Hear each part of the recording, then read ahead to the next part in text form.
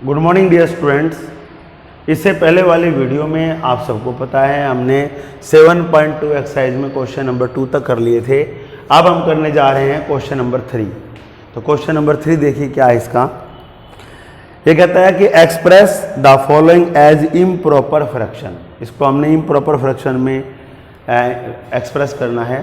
तो जैसे ही नाम लिया इम्प्रॉपर फ्रैक्शन तो उसकी डेफिनेशन, उसकी एक्सप्लेनेशन आपके दिमाग के स्क्रीन पर आ जानी चाहिए।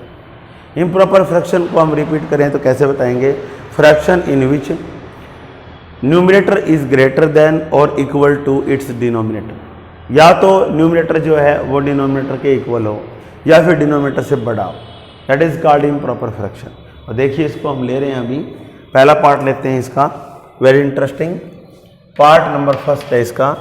ये आ गया 7 and 3/4। इस तरह से हमने ले लिया एक पार्ट इसका। तो इसको हमने करना है इम्प्रॉपर फ्रैक्शन में।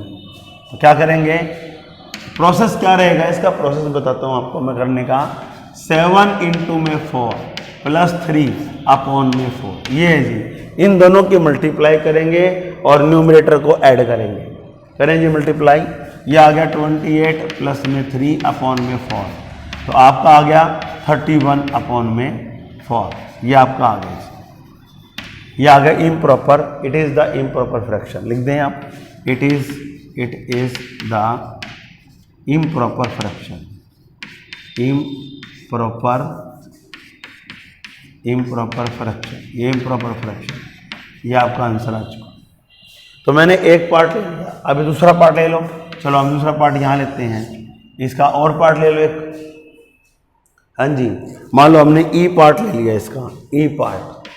बाकी पार्ट जो हमने छोड़ी है वो आप सेल्फ ट्राई करेंगे, कोई बात नहीं, सारे आ जाएंगे आपको। 9 and 3/7 ये ले लिया। तो वही सिस्टम है जी, उसमें कोई चेंज नहीं है।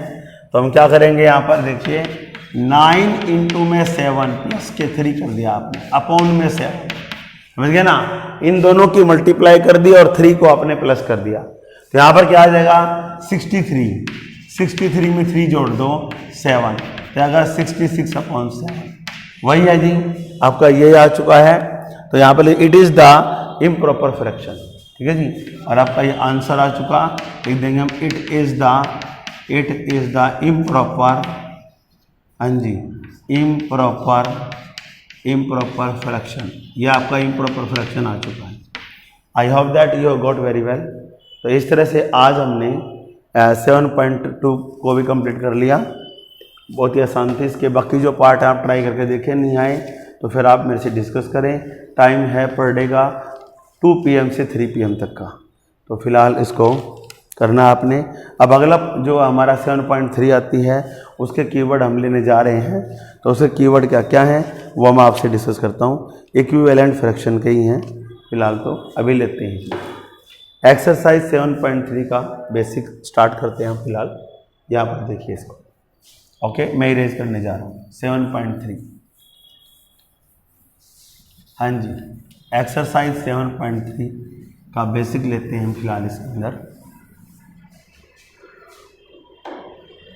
7.3 का बेसिक कीवर्ड से ले लो, keywords.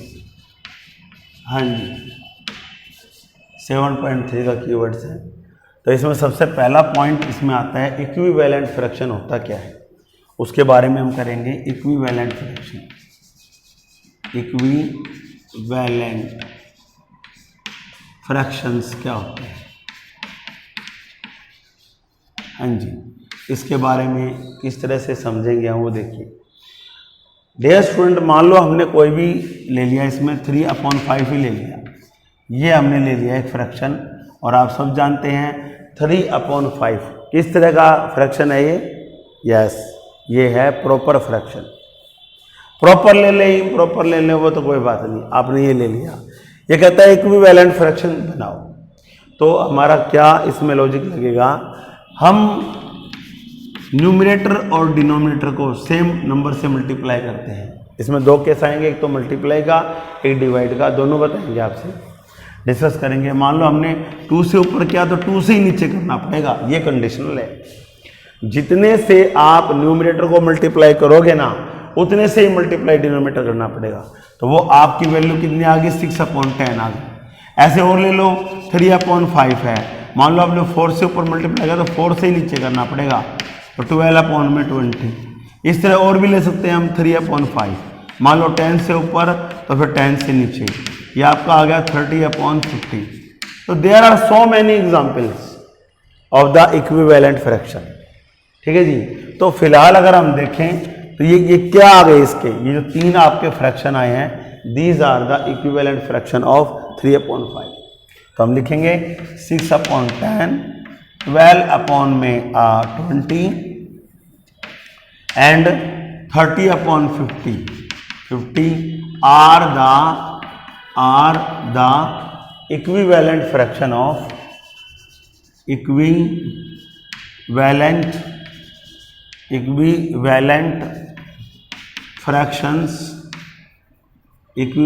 fractions of 3/5।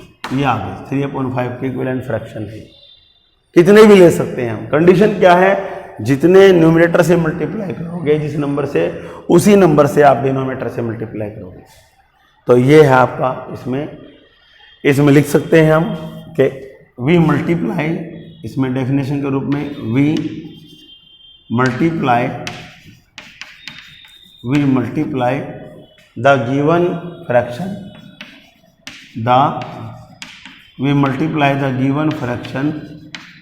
Fraction, to its numerator करनी है, न्यूमरेटर एंड, और किसको करोगे, एंड इट्स डिनोमिनेटर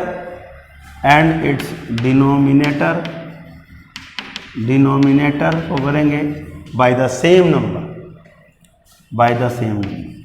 ठीक है जी, by the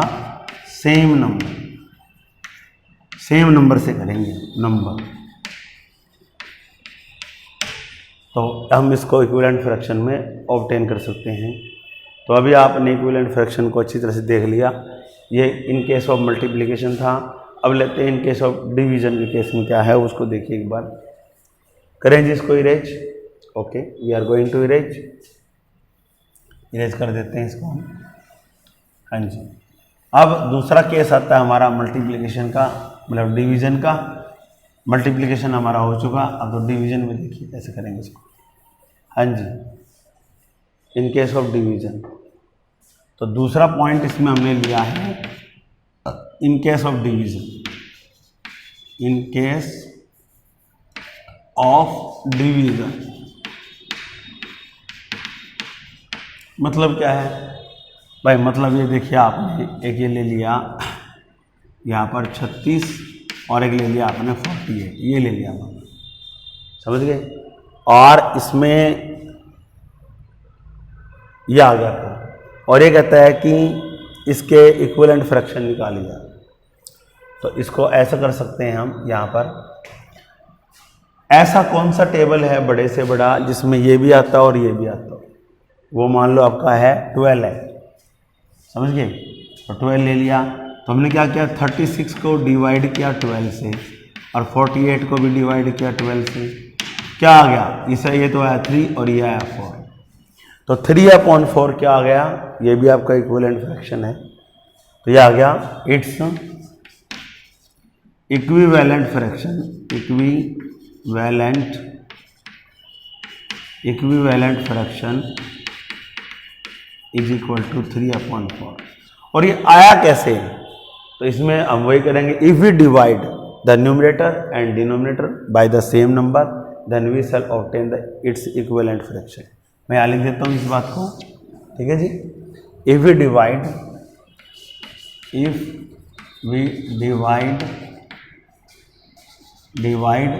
numerator, if we divide numerator and denominator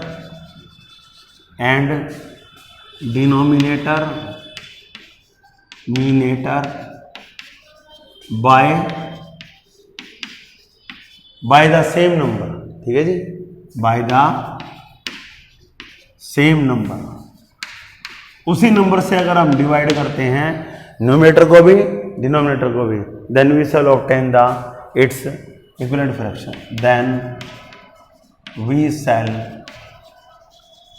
shell obtain its equivalent fraction. तो हम इसका इक्विवेलेंट फ्रैक्शन को ऑब्टेन करेंगे, ये आ गया और मैंने इसको प्रैक्टिकली करके आपको दिखा दिया। अब इसमें और पॉइंट तो मेरे ख्याल से आते हैं शॉर्ट फॉर्म में लिखना इसको। तो शॉर्ट फॉर्म में हम सिंपलेस्ट फॉर्म में लिखना, शॉर्ट फॉर्म सिंपलेस्ट फॉर्म में लिखना फ्रैक्शन को। हाँ जी, देखिए इसके अंदर हम क्या करेंगे, इसका पॉइंट नंबर सेकंड आता है कि राइट इन सिंपलेस्ट फॉर्म। तो सिंपलेस्ट फॉर्म में देखिए इसको, फिर इसके बाद 7.2 का जो हमारा कीवर्ड्स है वो भी कंप्लीट हो जाएगा। देखते हैं इसको अभी। यस, गॉट इट, ये आपको पता ही लग गया। तो अब इसका सेकंड पार्ट आता है, सेकंड पार्ट देखिए इसका जो हम करने जा रहे हैं फिलहाल, सेकंड पार्ट। हाँ जी,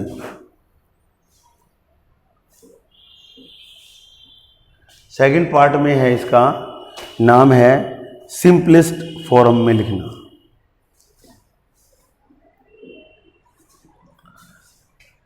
point number 2, in the simplest form. Simplest form में कैसे लिखेंगे, आपके पास मान लीजिए ये दे रखा है 120/260, आपने इसको सिंपलेस्ट फॉर्म में लिखना है इस फ्रैक्शन को। तो हम क्या करते हैं, न्यूमरेटर और डिनोमिनेटर को ऐसे टेबल से डिवाइड करेंगे जिसमें न्यूमरेटर भी आए डिनोमिनेटर भी आए। जब तक ये कटता है काटते जाइए, जिस भी टेबल से डिवाइड होता है। आपको लगे कि अब नहीं हो रहा इसमें, अब ऐसा कोई भी टेबल नहीं है जिसमें न्यूमरेटर डिनोमिनेटर आ रहा हो, तो वो इसकी सिंपलेस्ट फॉर्म हो जाएगी। तो आपने 0 से 0 गया तो भाई 2 पे काट दो, 2 पे 6 आ गया, 2 पे 13 आ गया, तो 6/13 it's simplest form, it's simplest form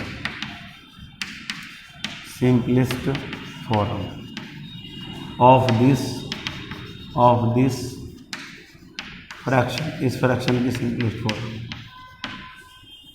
तो अब इनमें कुछ भी कॉमन नहीं है 1 के अलावा, तो हम क्या करेंगे, any fraction is said to be simplest form if there is no common factor other than 1। इनमें कुछ भी कॉमन नहीं है, 1 से तो सब डिवाइड होते ही हैं। तो हम लिख देंगे a fraction is called its simplest form, a fraction is called its simplest form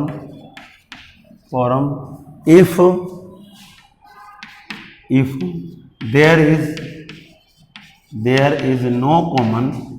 there is no common factors, उसमें कोई भी कॉमन फैक्टर्स नहीं है अदर देन वन।